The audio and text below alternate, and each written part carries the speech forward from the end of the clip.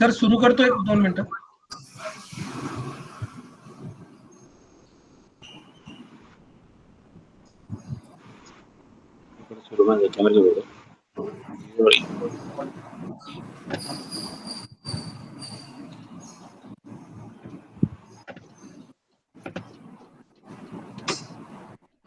Hello everybody. I am Dr. Sandeep Kadumadi. I welcome you all in this online lecture organized by Department of English, Sant Muktabai Arts and Commerce College, Muktainagar. With blessings of Sant Muktabai, I heartily welcome you all for the lecture on behalf of Vidya Bharati Shaikshnik Mandal Amravati's SM Arts and Commerce College, Muktainagar, and the HOD of English Department. The blessings of the First Lady President of India, Srimati Pratibhatai Devi Singh Ji Patil, Dr. Devi Singh Ji Patil, the eminent educationist, and the motivation of our patron, the President of Vidya Bharati Shaikshnik Mandal Amravati, Shri Rao Sahib Shekhawat, has always inspired us to excel in academics. Our principal, Dr. I.D. Patil sir, is the president of this lecture. He is the real source of motivation behind this program. I once again heartily welcome to all the resource person of this lecture, Dr. Mahendra Dutte, who is prominent alumni of our college. I request our HOD, Professor L.V. Gaikwad sir, for his introductory speech.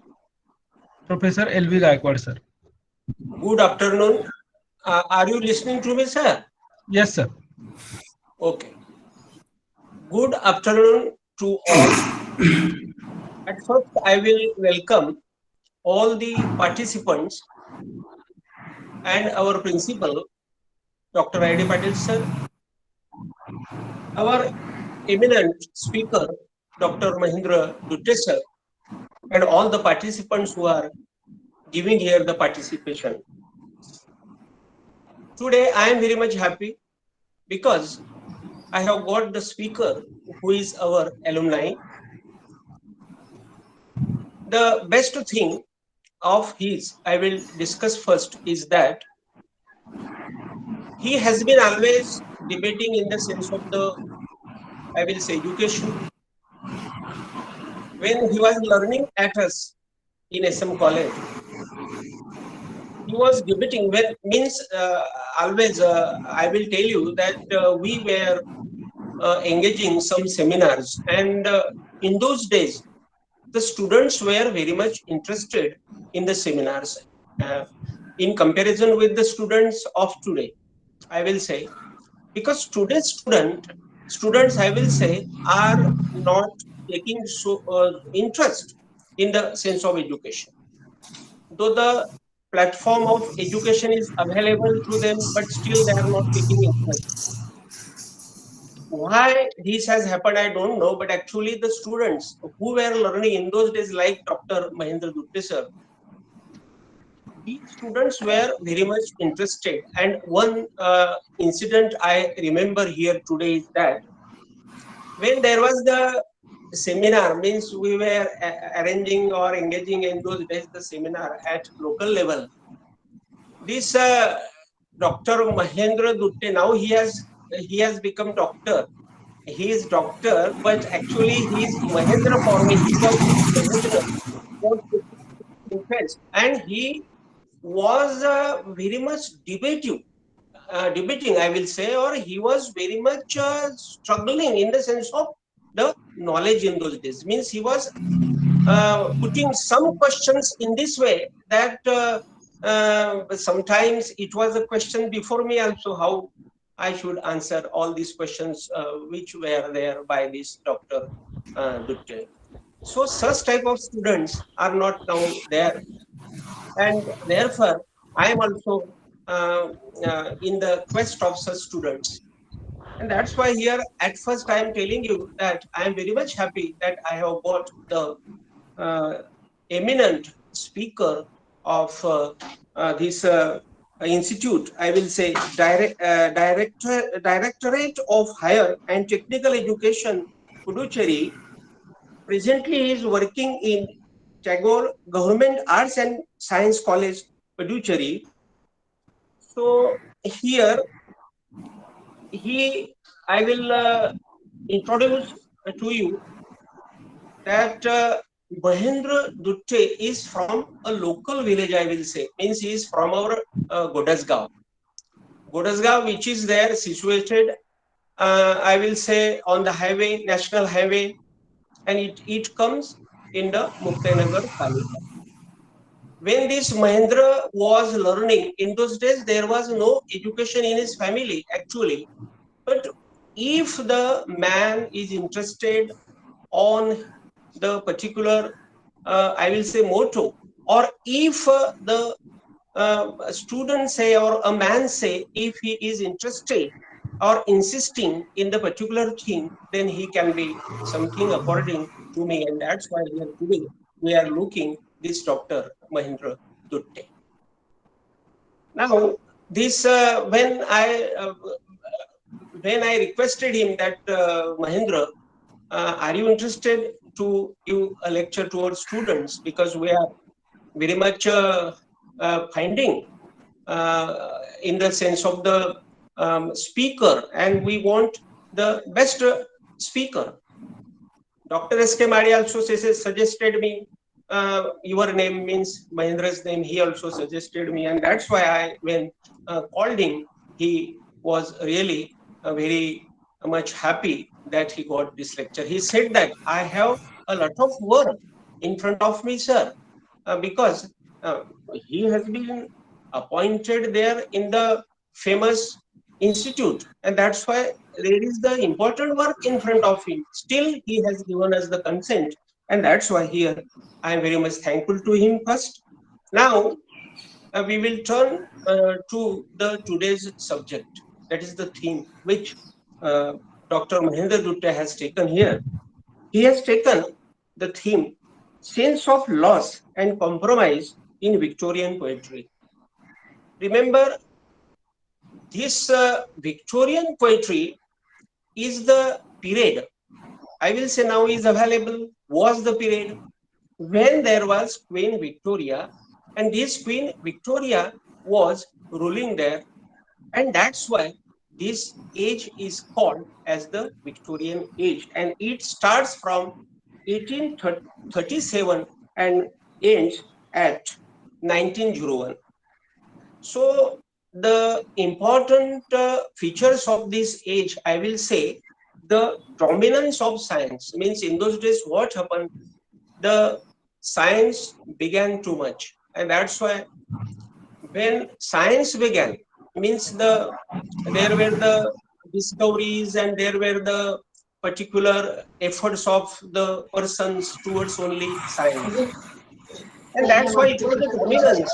And so there was no importance to the religion, I will say, or there was no importance to the moral values. Actually, spiritualism, the people were forgetting in those days, and that's why the dominance of science and the increase of industry, these are the two main things which had disturbed the literature or the literary figures in those days. That's why here this particular period gave us the I will say gave us the knowledge, and that's why I will tell here that the Victorian poetry came into existence because of the dominance of science and industrial beginning. This Victorian poetry came into existence, and then what happened?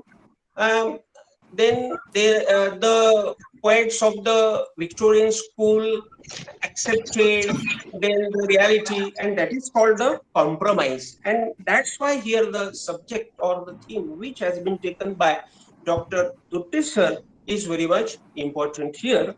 And really speaking, this theme will be very much beneficial for our today's students also. And there are some former students, for them also this theme will be very much important. So here today, Dr. Mahendra sir has given us his time. I will say in the busy schedule.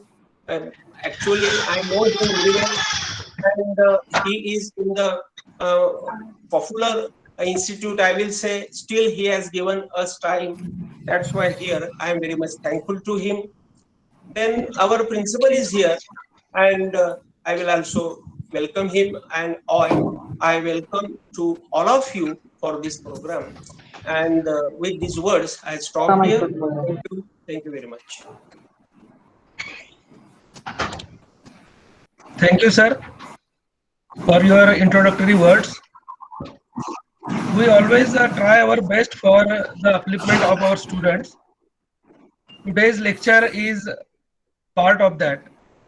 I will not take more time. All our students are eager to hear him. It is our privilege to have him with us today. So I request Dr. Mahendra Dutte to deliver his valuable speech. Thank you. Thank you, sir.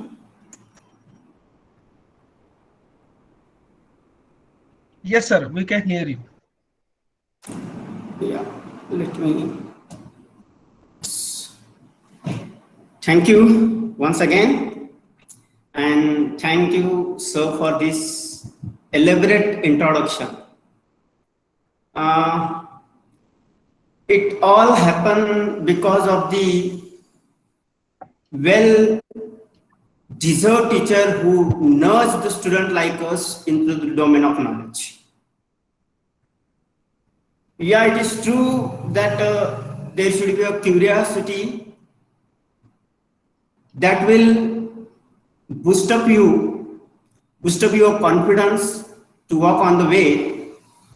But more importantly, the role played by the teachers of SM College to nudge the student into the domain of knowledge is very important. So for that elaborate introduction, I am thankful to you. On the onset, I pray for the safety of all of you and all the family members of you. When I was studying, hardly 20-30 students were there in one class. Now in such a time of pandemic, 40 students are joining here. It really shows their passion. The organizer gives the topic to the speaker, it is very easier. But when the organizer asks the speaker to select the topic of the choice, it is very difficult. And when sir called me, he told me that to select a topic, you know that English literature is just like ocean. It is very difficult to focus on any particular topic. Then I log into the website of your university and I saw your syllabus, and I saw some Victorian poets and their poems are prescribed for your study. So I decided not to talk differently, but just to connect you to your studies. And so I selected the topic Victorian poetry, and especially the sense of loss and compromise in Victorian poetry, only one aspect. I will restrict my lecture to this aspect. And there are more than 50 poets who have contributed to the Victorian poetry, but I will just select some prominent one where I found the theme of sense of loss and compromise. I will not even touch to the contribution of the poets of the pre-Raphaelite school and the other poets, but I will stick to my theme, what I have selected. Let me tell you one thing. when we have to understand the literature, any poem or any piece of writing, we have to understand the social milieu and the advancements that took place in that era, in that age. Then only it is possible to comprehend and to understand it. Say, for example, if you start reading any literary work on pandemic, there are many works. Say, for example, Albert Camus' Plague. If you know about the devastation caused by the pandemic, then it will be easier for you to go closer to that text, to understand it in a better way. If you know the devastation caused by the pandemic, caused by plague, then you will better understand Albert Camus' novel, The Plague. So it is, whenever you study any poem or any piece of writing, then better you just try to understand the social milieu in which it was written. There is another school of criticism called New Criticism. What they believe? They believe that you have to extract the meaning from the text which is there. They call it as a layman's quizzing. Means what is there, whatever is there, you have to extract the meaning from the text. I do not believe this. It cannot be applicable to all the text. It can be applicable to few of the text, and you can get a meaning from the text without knowing the socio-economic and political milieu in which that text is produced. But in most of the cases, you will have to understand the background. I'll come to this one, and I'll come to this topic. What is the background that changed the scenario in Victorian age? First, let me tell you, my focus will be on the major poets: Alfred Lord Tennyson, Robert Browning, and Matthew Arnold. Tennyson and Browning are the poets who are called of the fourth generation, and Browning came later. Although their lifespan is somehow same. All of them are born in the beginning of the 19th century. Tennyson born in 1909, Browning in 1912. And they lead their life till the end of the century. Tennyson died in 1892. Browning in 1889. This means they have closely observed the happenings of the Victorian age. When we talk about the poetry or the literature of a particular age, it is always a reaction to the previous one. What was the previous age? The previous age was called the Romantic Age. And Romantic Age is followed by the Victorian Age. As Sir told, Victorian Age started in 1837 and it ended at the end of the 19th century. And Romantic Age, 1798 to 1837. And the Romantic poets were radical. They believed in the democratic values because they were influenced by the French Revolution. They believed in liberty, equality, and fraternity. And they were ready to sacrifice. For that sense, many of the poets like Byron, Shelley, Coleridge, they left their cities and started living in the rural areas. They were ready to sacrifice. But the poets in the Victorian age, they were not ready to sacrifice everything for the one thing. They were not ready for that.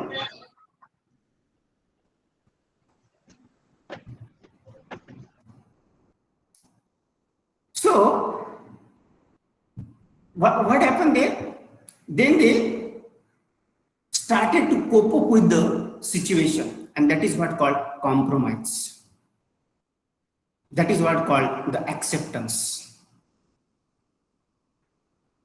And what are the things behind this sense of loss? What is the loss? And what is the compromise? You will have to keep in mind, or you will have to understand two important things that took place during the Victorian age. Without these two things, you won't understand Victorian literature. The first thing is the reform bills. Two reform bills passed during this time. Reform bills, some laws passed for the betterment of the society. So the first important thing that happened during this time is two reform bills. Which were those two reform bills? The first reform bill was passed in 1837. And according to this bill, the common people were given the right to vote.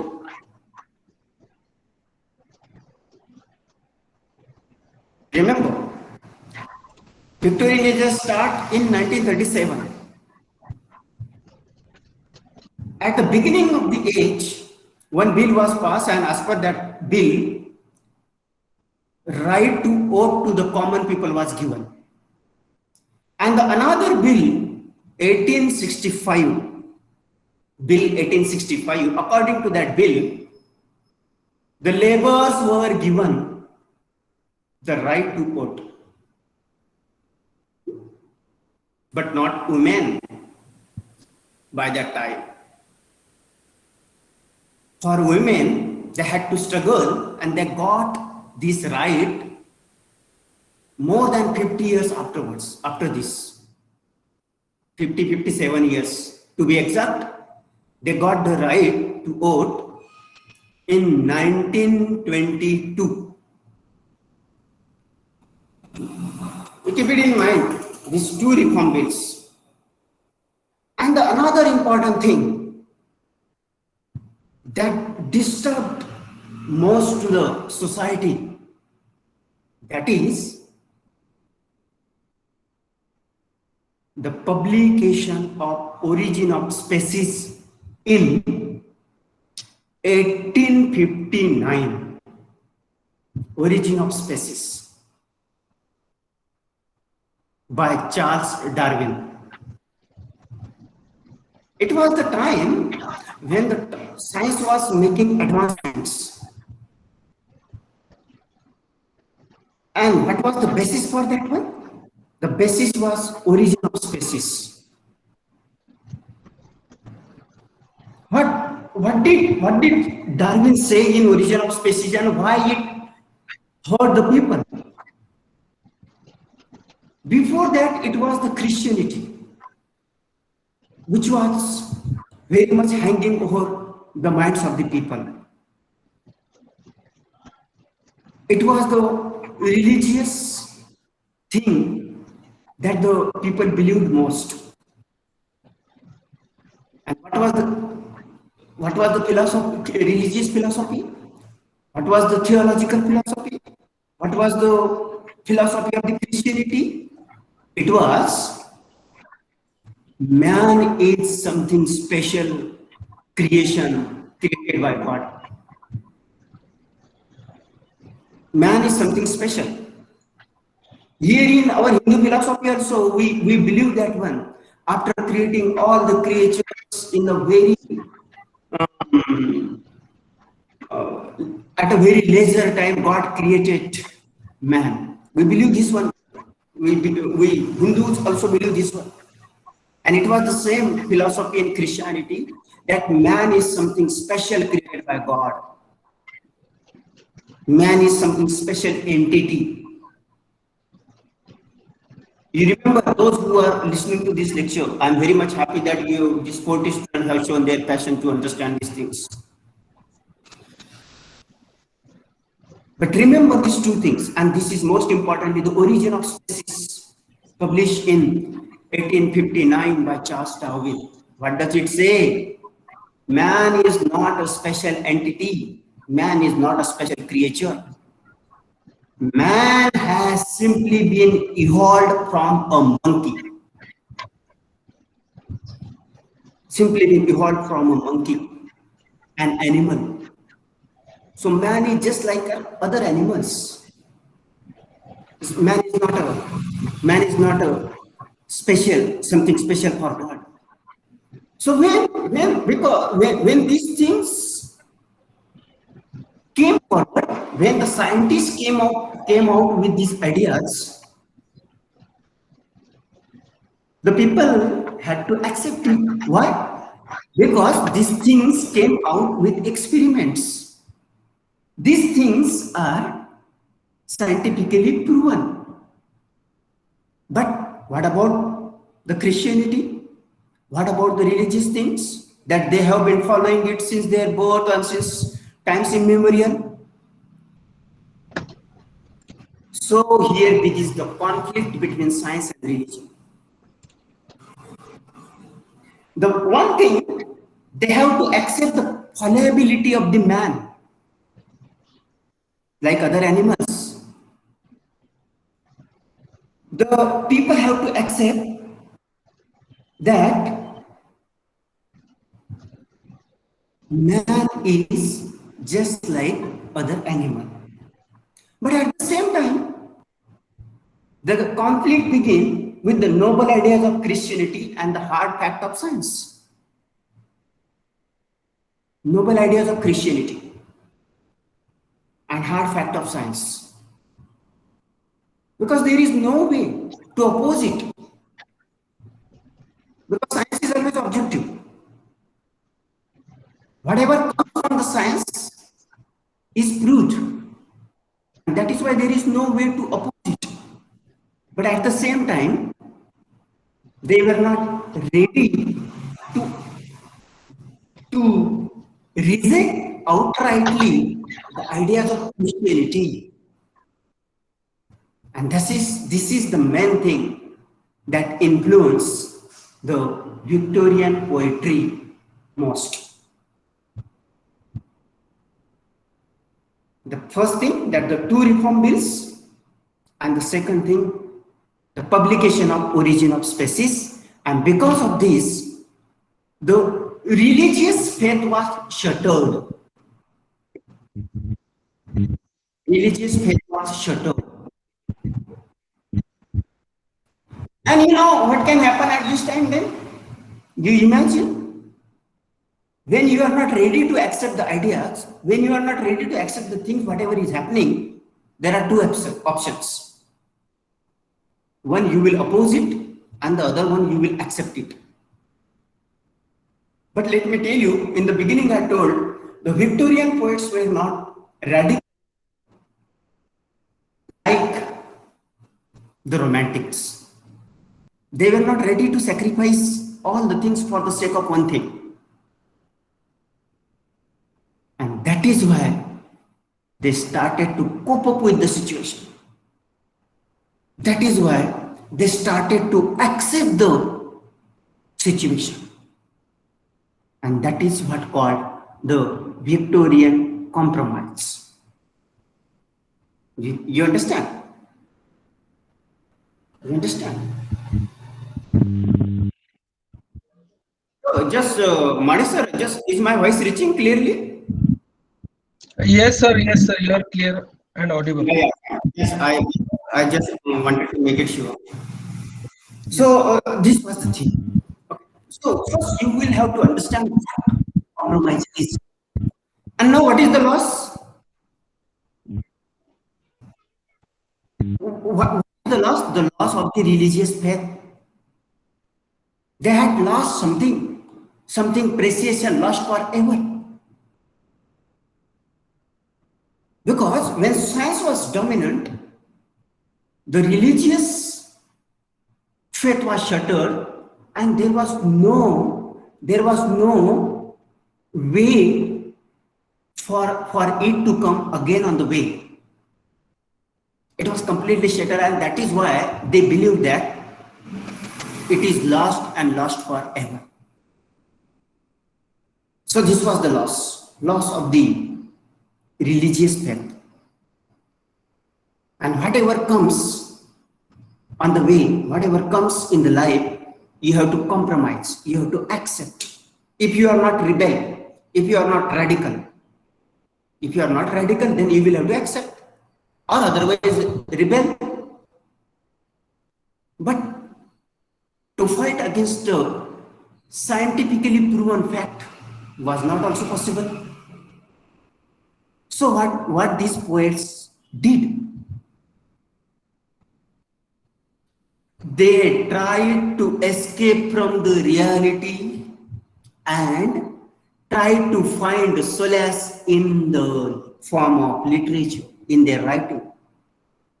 And what did they do for this one?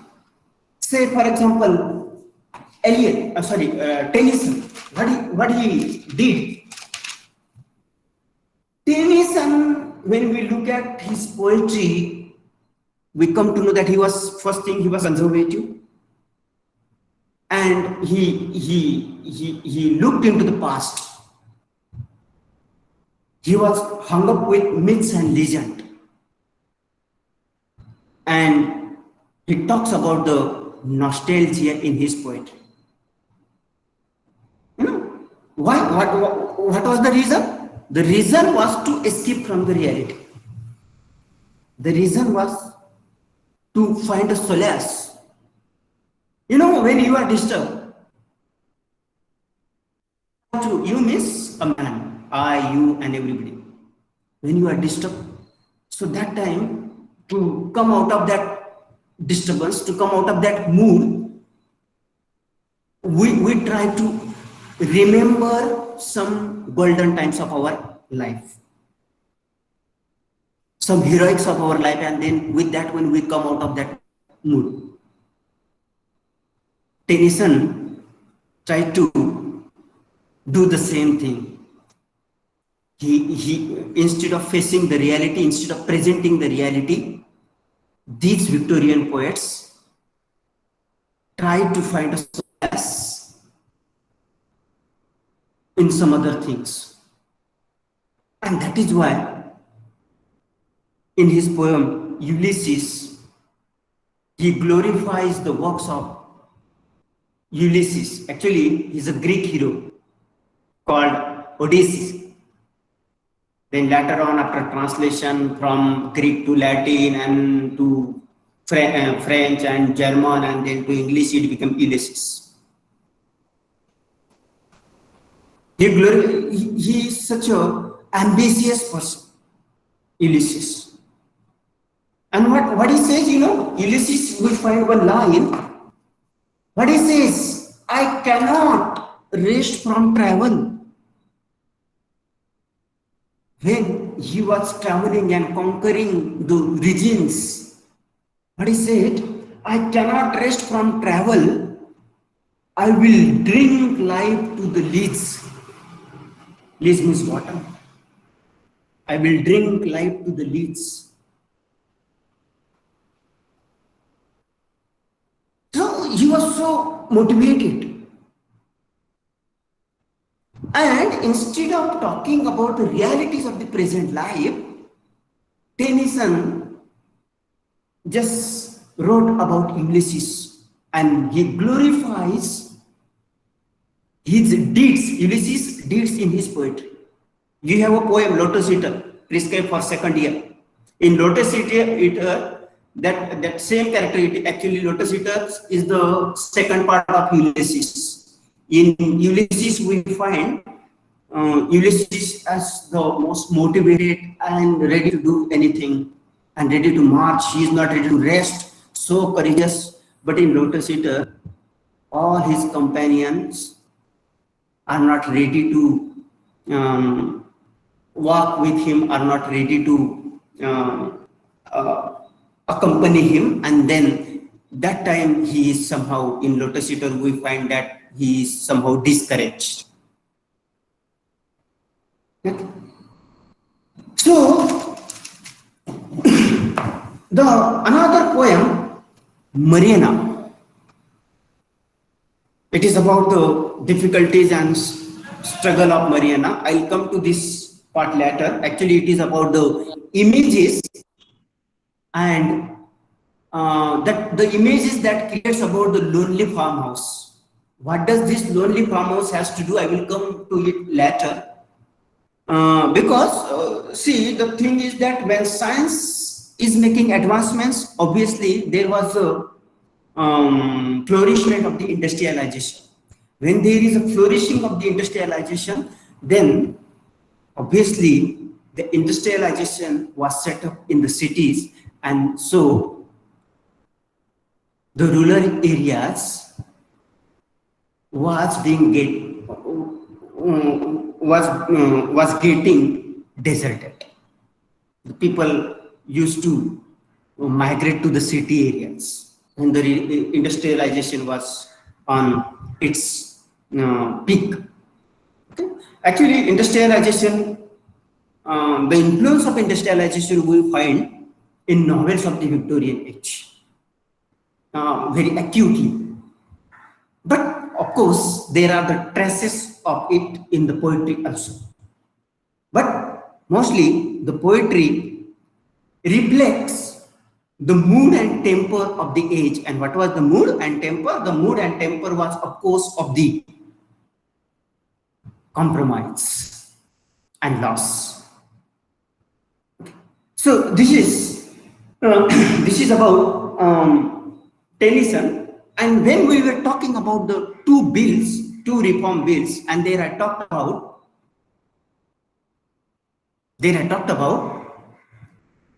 according to the first bill, the common people got the voting right. According to the second bill, even the laborers got, but women did not. So actually, we find this description. There may be, there are two interpretations. Tennyson's another poem, The Princess. We find the description of the Victorian woman in that poem. It may be that the Victorians give values to the family institute, or another thing, since they have not given voting right to the women, they want to keep women at a secondary position. And what is their attitude? That attitude is reflected in his Princess. I read a line for you from the poem The Princess by Tennyson. And what are those lines? I read it for you. Man for the field, woman for the hearth. Hearth, we call it in Marathi, चूल. स्त्रीचं कार्य म्हणजे मूल आणि चूल एवढंच तिचं कार्य आहे. We call this one, I have heard like this. मूल आणि चूल. So the same thing there, man for the field, woman for the hearth, man for the sword, and for the needle she. Needle means that आपण ते शिवणकाम करतात त्या सुई. And for the needle she, man with the head and woman with the heart. Man to command and woman to obey. Man to command, obey. All else confusion. So here we get the dominance of the patriarchal social values. The reason that women were not given the right to vote. This came to be associated with the patriarchal social values and stressing the importance of the family. I told you there can be two interpretations. Emphasizing the importance of the family institution, and the another thing interpretation can be, see how woman has been treated in Victorian age, and so that is why she has not been given the right to vote in the two reform bills. That could be the reason. So this is how we find Tennyson and how we find his way of compromising. Another important poet, Browning, Robert Browning, his two important poems, Pippa Passes. Pippa is the name of the girl, and she sings songs. The poem is about the aspirations, expectations, and dreams. Browning possesses in a different way. Is another poem, Last Ride Together, is about a loss. Last ride together. Someone was there with him to ride, and now that person is not with him. It is a loss. He's talking about the loss again. These poems can be studied metaphorically. We can interpret several meanings. It is not simply about the loss of the beloved, loss of the person. It may be the loss of the ethical values. So he is talking softly about the loss. Tennyson talks about compromise in a different way, and he also just actually love has been a dominant theme in Browning's poem. And which kind of love? Love which is lost. Love which is lost. So this is actually his another important point, my last duchess. It is about the nostalgia. I told you in the beginning that these poets are either hung up with the myths and legends and the nostalgia because they did not want to face the reality of the life, or they want to present it in a metaphoric way. Personally, I believe they may not have a courage to oppose it, or they may not have an option to present it in that way. So this is how we have. Then in the next generation, there appears Matthew Arnold and his poem, which is prescribed for your study, also Dover Beach, prescribed for second year. Dover Beach, that poem has been regarded as the representative poem of the Victorian age. If you have to understand Victorian age, you read Matthew Arnold's Dover Beach. If you have to understand Matthew Arnold's Dover Beach, you will have to know, you will have to get information that what happened during the Victorian age. If you do not know about origin of species, it is not possible for you to understand Dover Beach. If you do not know about the advancements that took place in the field of science during Victorian age, you will not surely understand Dover Beach. But if you know about all those things and if you read Dover Beach, you will understand Victorian age. I think as an undergraduate student, you should develop this habit. Yeah, I was also in the same boat. Now I am preaching you. But I was also doing the same thing, just focusing on that particular poem which is prescribed. But my experiences, I got the experiences, and I am telling you that you develop a habit at this point only if you want to pursue your MA and further studies in English literature. So it will be better for you. I remember, because as sir also remember one incident, I remember, I tell you, let me tell you, I'm just doing some digression. The first poem, I studied La Belle Damsel's Mercy by John Keats. And we were just focusing on that particular poem. You know, when I remember that La Belle Damsel's Mercy, you know, when that I studied in the first year, I tell you, when I faced this interview in UPSC by UPSC, when I was selected here, the same question was asked to me about the Hellenism in John Keats' poetry. What do you know about the Hellenism in John Keats' poetry?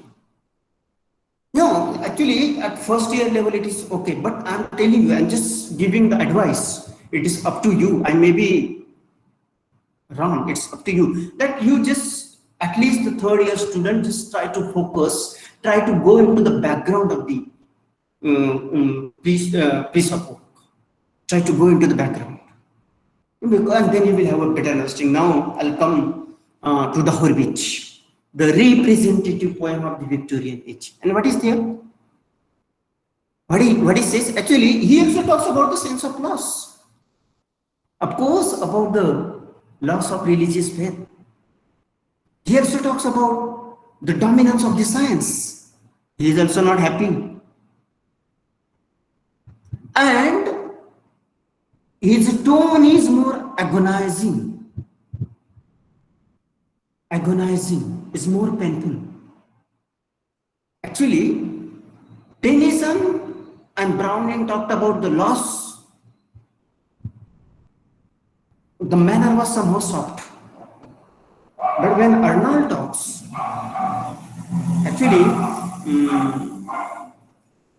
he has harshly talked about this one in his prose work, the function of poetry and culture and anarchy. In his prose work, he has talked in detail about it. But in this poem, when he talks about the loss, he seems to be his tone seems to be more agonizing. It is not just looking back to the past. It is not just looking back to the past. It is not just nostalgia. But yeah, he criticizes for the loss and also compromises also there at the end. I will read some lines for lines of that poem because Dover Beach is the name of the place. Okay, name of the place. In the beginning of the poem, we see that the narrator is standing there on the beach and talking to his beloved. They are looking at the sea and the just a minute. And the chaos created in the sea. They are talking about that. But what in the end, how the poem ends? I will read some lines from the Dover Beach, and the lines are here. Actually, let me tell you, it is all metaphoric. It is all metaphoric. There is no clear-cut reference of the science and religion.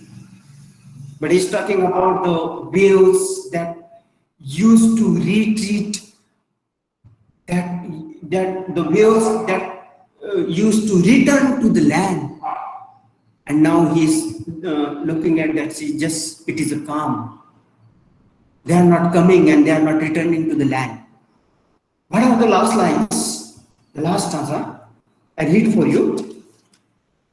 The sea of faith was once two at the full and round earth shore, lay like the folds of a bride girdle furled.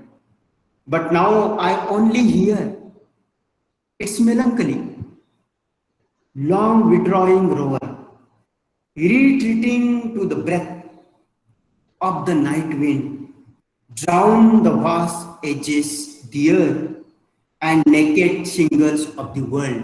But what he says, actually he is talking about that situation at the beach, about the shingles and how it is melancholy. I'll not go deep, but let me tell you what he says to his beloved. There, love, let us be true. Let us be true to one another. For the world which seems to lie before us like a land of dreams. The religious faith has been lost. There is no ethics. remain now. And so all the world is hostile to us. Now it is we have to be true to each other, loyal to each other.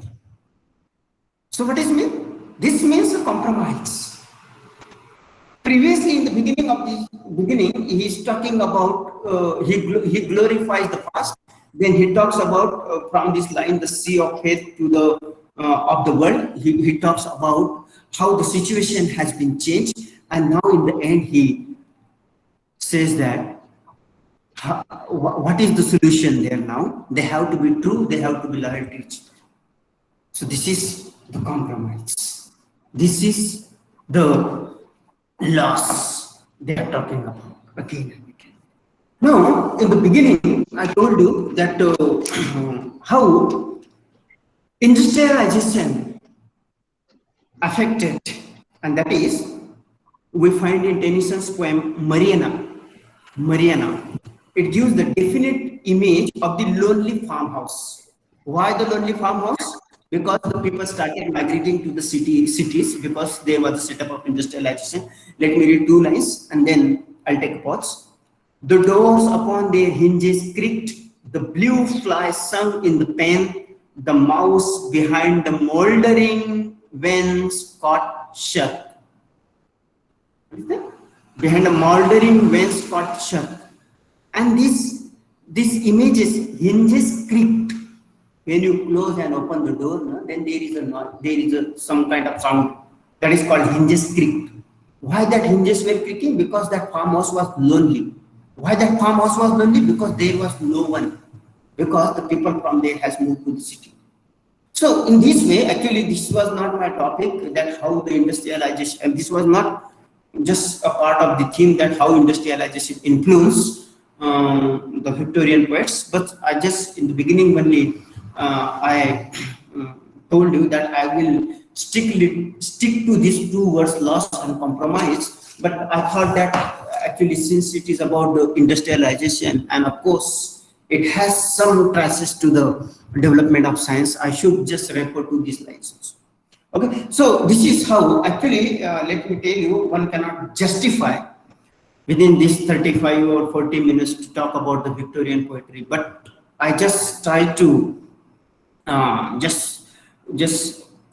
focus on one aspect. And I told you that there are more than 50 poets who contributed to the Victorian poetry, but I just selected few. And actually it is not possible to justify, even I believe that nobody in the world could justify it within 40 minutes to give justice to this vast topic, Victorian poetry. So just my intention was that how you will understand the sense of loss and compromise and what is the background behind it, and that my purpose was just to connect you towards your studies.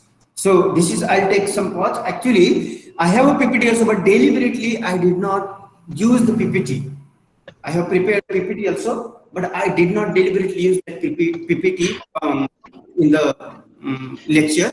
Now I'm giving you 5 minutes. I'm sharing a PPT on the same lecture. I'm giving you 4 to 5 minutes, and then you go through that PPT. I'll just ask you one question. Very simple. I'll just ask you one question, and then you may ask me as many questions you want about your doubts. I'm just sharing. I'll just ask you one simple question, and then after that, you will ask me. Wait a minute. I will have to open that PPT first.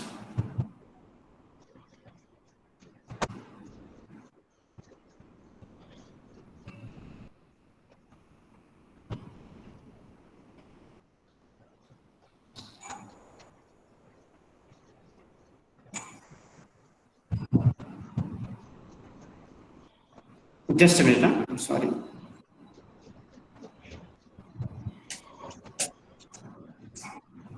Yes. Student, please go through this PPT in 4 or 5 minutes. It is on your screen now. Okay. These are the head points so that we can revise the lecture, and you can also recapitulate things what you heard, and it will help you.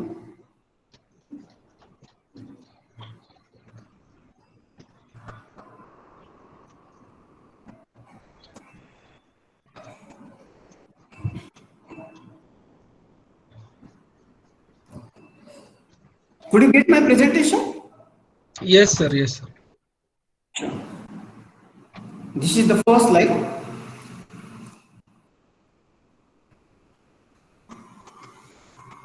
Just the mention of the poets, Tennyson, Browning, and their lifespan. Tennyson, Browning, and Arnold, and their lifespan. Victorian age reflects the mood or temper. What is the mood? The mood of sadness and despondence and acceptance. It is about loss, something precious lost forever. Reform bills. The first reform bill in 1837, the second reform bill in 1865.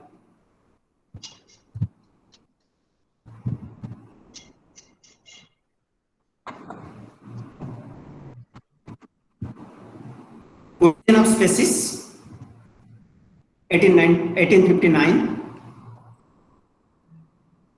Just remember the date first. Then what was the crisis? I mean, what was the conflict? The conflict was between noble ideas of Christianity and hard facts of science. Love of religion and hard, unpalatable, not pleasant.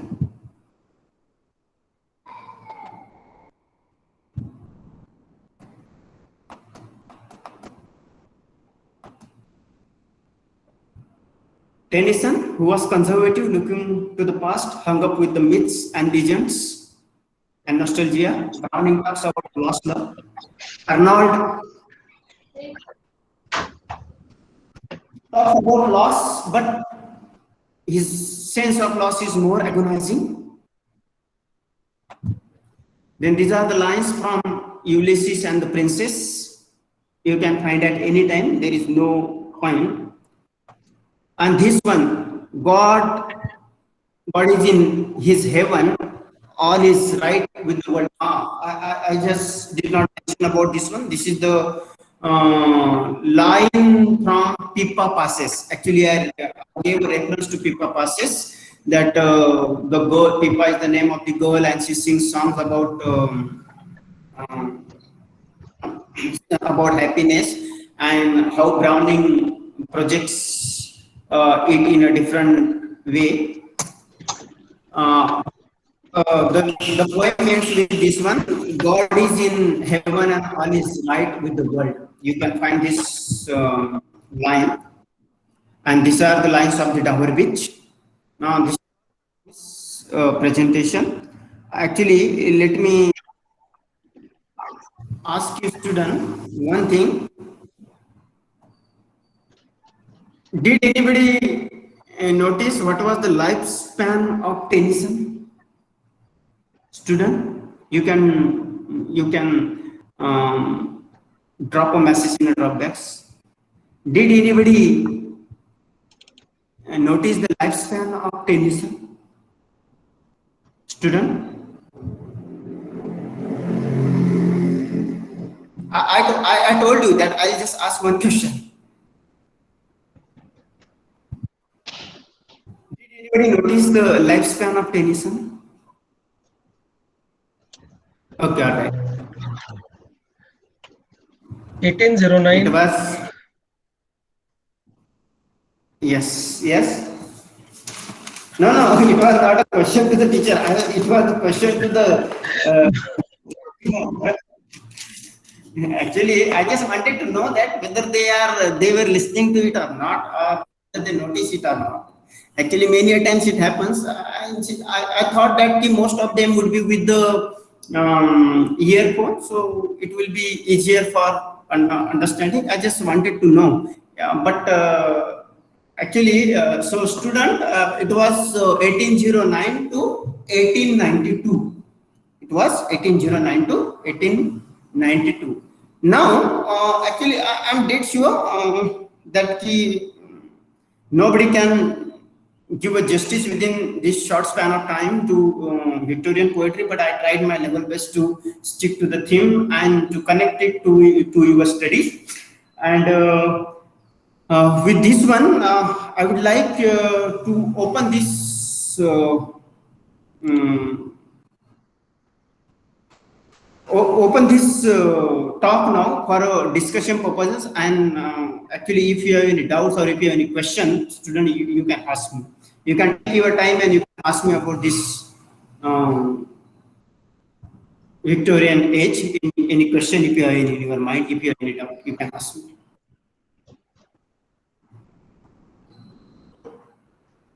You can take your 1 or 2 minutes. You can ask me any question. Even if the question is in general, you can ask about the studies also. See, these are the things that provide you the platforms. You know, sometimes it happens that you have a question in your mind and you do not dare to speak. You hesitate. But I tell you that if you just come out of this hesitation, then and once you speak, even if it is a one sentence, then next time it will boost up your confidence, because this is a part of the personality building. If you hesitate now, then you will hesitate forever. If you do not hesitate now, then actually it will be helpful for the build up of your personality. It will become your habit. So if you have any questions, your doubts are welcome. If you do not have, then thank you very much. Time. Thank you very much to bear me. Thank you very much. You attended this program, even this in this tough situation, and I just would like to say, stay home, stay safe, and I pray for the safety of all of you and all your family members. Uh, this is only my message, and good luck for your studies, and also good luck for your future. I would like to just stop. Thank you, sir. Thank you, participants. Thank you, sir, for such an excellent speech and guidance. We all know the Victorian age is one of the most remarkable period in the history of England. It was era of material affluence, political consciousness, democratic reforms, industrial and mechanical progress, scientific advancement, local unrest, educational expansion. It witnessed the flowering of poetry in the hands of poets you have mentioned. It marked the growth of English novel and the foundation of English prose. You have enlightened the views and thoughts of the most important poets of the Victorian age: Alfred Lord Tennyson, Matthew Arnold, Robert and Elizabeth Browning, with the examples of Charles Darwin and his theory of origin of species, survival of the fittest, and also the dominance of the patriarchal social values, emphasizing the importance of the family institutions. I think now our students are more familiar to the subject after your guidance. You have delivered such an excellent and explanatory thoughts on Victorian poetry. I personally thank you. And now I request uh, Principal Dr. I.D. Patil sir to deliver his presidential speech. Dr. I.D. Patil sir.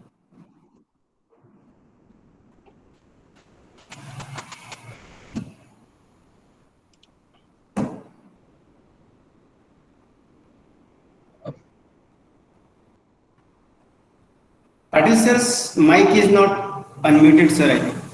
Yes. Sir, please unmute. Yes, sir. Okay, thank you. First of all, I congratulate the Department of English for inviting the alumni of our college, Dr. Mahendra Dutte, for guiding our students on the topic of Victorian poetry. In his 1 hour speech, continuously he has delivered the knowledge to the students, and I'm very much impressed that the student from our college is on such a rise, goes to the top of such positions, and being from such village, he has acquired such knowledge and received this position in the UPSC, and now he is working as assistant professor, and I think he is in the Department of Higher and Technical Education, Government of Pondicherry. So it is proud for us. I again congratulate him, and thank you Thank you, sir. Gaikwad sir for arranging his lectures. Being a person from science faculty and technology, I'm that much not aware of this poetry and the things, but which are I have learned from this Google. I learned that this Victory, the Rani Victoria, is the queen of the England, and in her era, that is from 1837 to 1901, the poets have written the poems, and these poets are Elizabeth, which I already mentioned, that Alfred Lord, and I also one read that is the uh, Thomas Hardy. I think it is correct. Thomas Hardy. I don't know if it is Yeah, correct or yeah. not. So these Basically, people he is have. known as a Yes, Yes, sir. yes. Yes, yes, Hardy sir. is basically known Yes, as yes. a novelist. Yeah, you are right, sir. But I also taken this from this Google. That is the what and these people have written the poems, and the themes is based on the social injustice.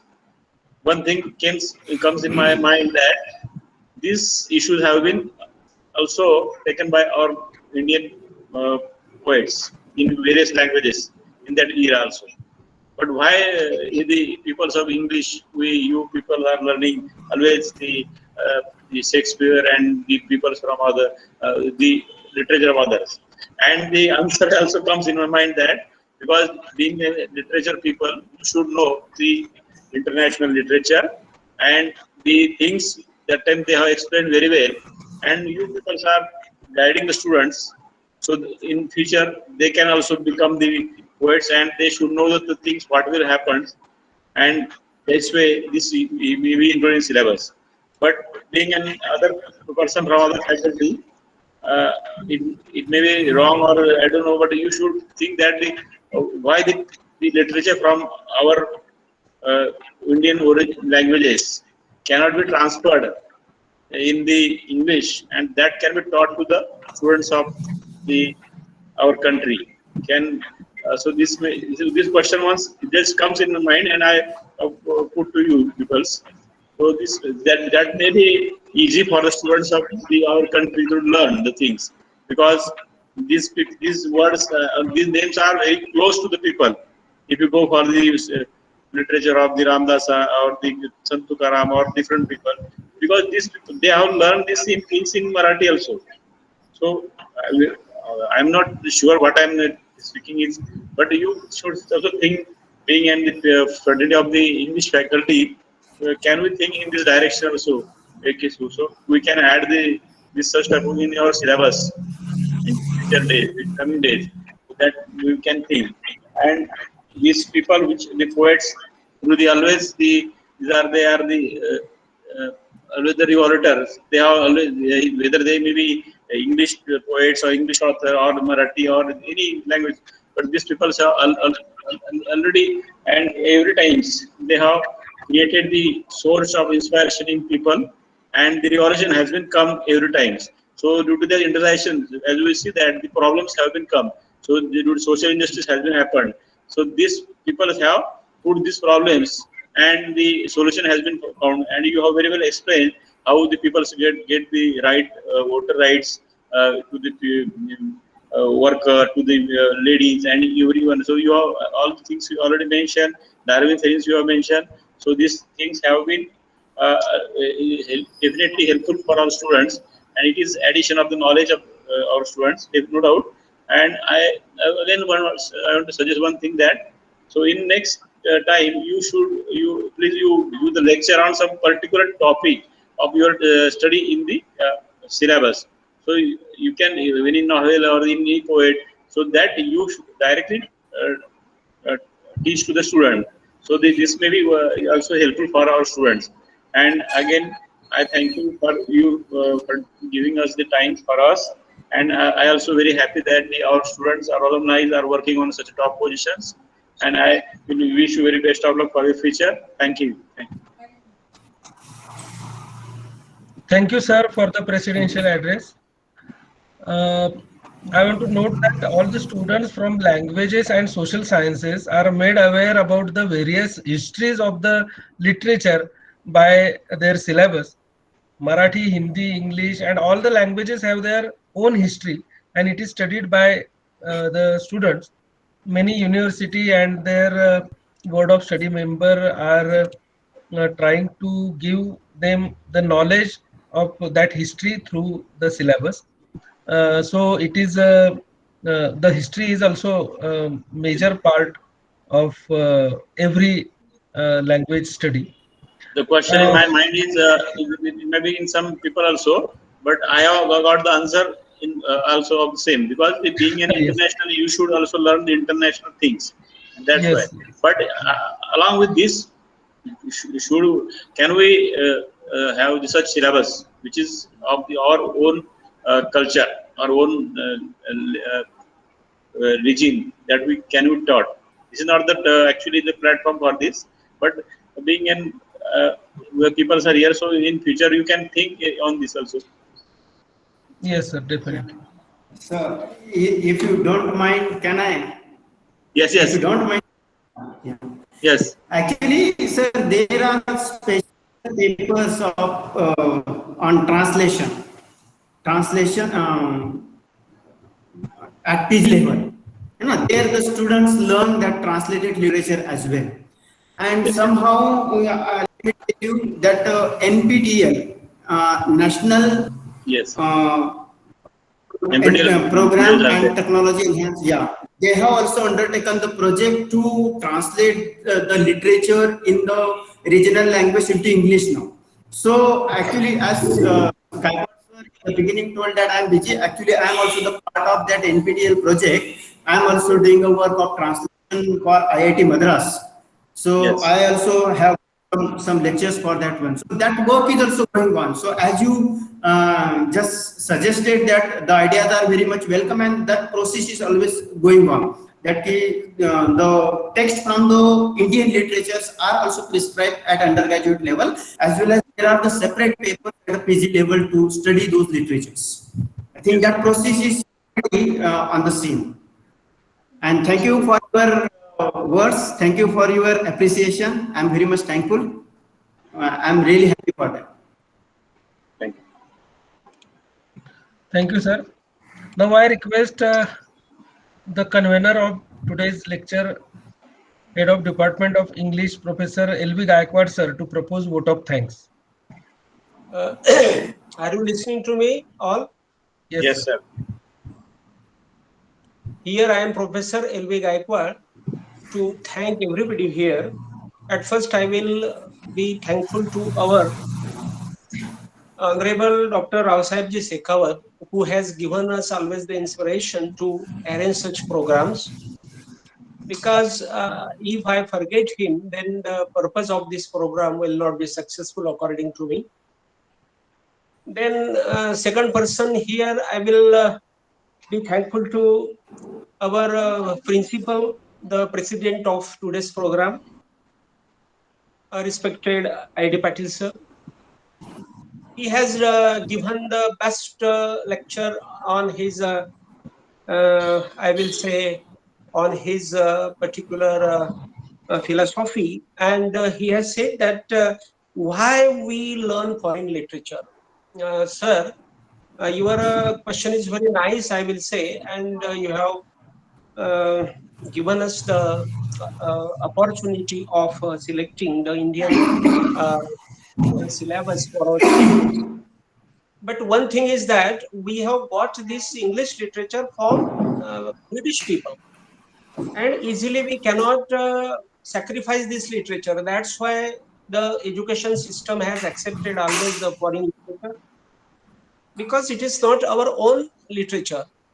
Because English is not our own English, and that's why we have adopted it from British people, and that's why here always the first thing comes from British people when we think of the British literature. Then the second thing you said here is that uh, means you have shown that the literature of Indian people is also very much useful to students. And really, Dr. Mahendra Dutte has given the answer that such type of efforts are there in practice. But actually, when we see to the education of PG students, then there are suppose Sant Tukarama's literature is there, means has been prescribed there. So that thing has happened, and Bainabai Chaudhary's Marathi poems have been also translated. So such type of efforts have been done, or still people are doing such type of efforts, no doubt at all. But the thing which we have here suggested is very much praiseworthy, sir. I will appreciate this very nicely. The second thing you put here before us is that we should arrange the lectures on the syllabus based, means on syllabus based lecture should be there. This lecture Victorian poetry, which was also on the syllabus, sir, and Mahendra Dutte has delivered this topic very nicely, because he has given us the I will say prominent thoughts of the poets Matthew Arnold, Tennyson, Robert Browning, and he has touched all the corners.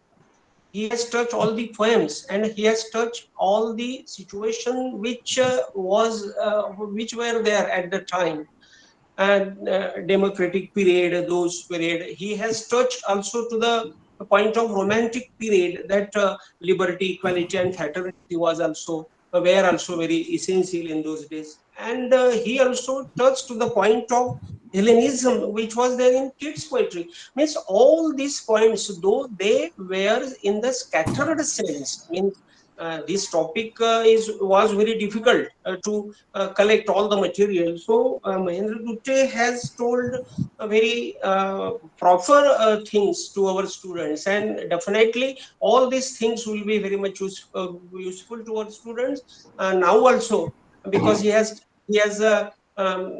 delivered his thoughts on the poems, which still also in our syllabus are there, and that's why this lecture was also, sir, uh, was also based on the syllabus, but still we will try to arrange next lectures, which will be on the specific, suppose, poems or the novels. And I appreciate your this thought, and that's why here I am very much thankful to our principal, who has given us the nice suggestion, and he has also delivered his thought very nicely on Victorian poetry. Actually, Victorian poetry, English literature is very much Vast subject. strange, or very much strange, or suppose he doesn't know. Means actually our principal doesn't know about this, but his efforts are very much appreciated by me, because he collected that information and he delivered very nice lecture on that. So I am very much thankful to him. Our Dr. Mahindra Dutte sir has also delivered very nicely. Just when I was explaining the topic of the principal, I talked too much thing that Dr. Mahindra Dutte explained the thoughts on the poets, Matthew Arnold, Tennyson. He has touched the point of, he has touched the poem, which is My Last Duchess. My Last Duchess is the poem, which is very much useful. Uh, at any stage, I will say, means it will be, or it has been, it will be, or always it will be a very much important poem. And he has touched that poem also. Match for an all, Dower Beach. Just this poem has been given for the syllabus. So Mahendra Dutte sir, I am very much thankful to you, because you have touched all the points which are there necessary for our syllabus, and which will be very much useful to our students. Thank you very much, Mahendra sir. Then Thank Dr. you. S.K. Madi, I will be thankful to Dr. S.K. Madi also, because always he is always in assistance to me, because not to me, but he always is assisting our any lecturer or a student in the sense of this technology. He himself was interested, and he said me, sir, you take interest, I will do something for you, you don't worry, I will do everything in the sense of this technology, or Google Meet or all this. And he did that, and he himself sent that link to my students, and he did every formalities in the sense of the technology. And that's why, sir, I am very much thankful to you, Dr. S.K. Madi, sir. And then all the participants, means my this Mistry sir, I am looking, Mistry sir, this junior professor of history, I am looking him, means all the junior lecturers, then our senior lecturers, Sevade was there, then I will say our Virendra Jadhav is still there, then our Ellen Taide was there, means all these our professors, they also attended this program. So I am very much thankful to them also, because I cannot pronounce all's name. That's why here with this I will be in the depth of them, I will say. Then I will be thankful to my students of the college, because not only the students of my department, but the students of other departments have also participated in this program, and that's why I am very much thankful to them. And finally, I will be thankful to those remaining ones whom I have left, perhaps uh, because of my ignorance, I say, or because of my not attention, I will say. If I uh, uh, leave them from my list, so please, uh, I say sorry to them, and I am also thankful to them. So with these all thoughts, I will stop here, and finally, again, I will I will thank my principal, Dr. Mahendra Dutte sir, Dr. S.K. Madi sir, and all the professors of our college, and the students of my department, always as well as the students of other departments. And it might be possible that there may be the students from other colleges also, because I had sent that link to the students of other colleges also, and that's why they might be there, or maybe now, and I am thankful to them also.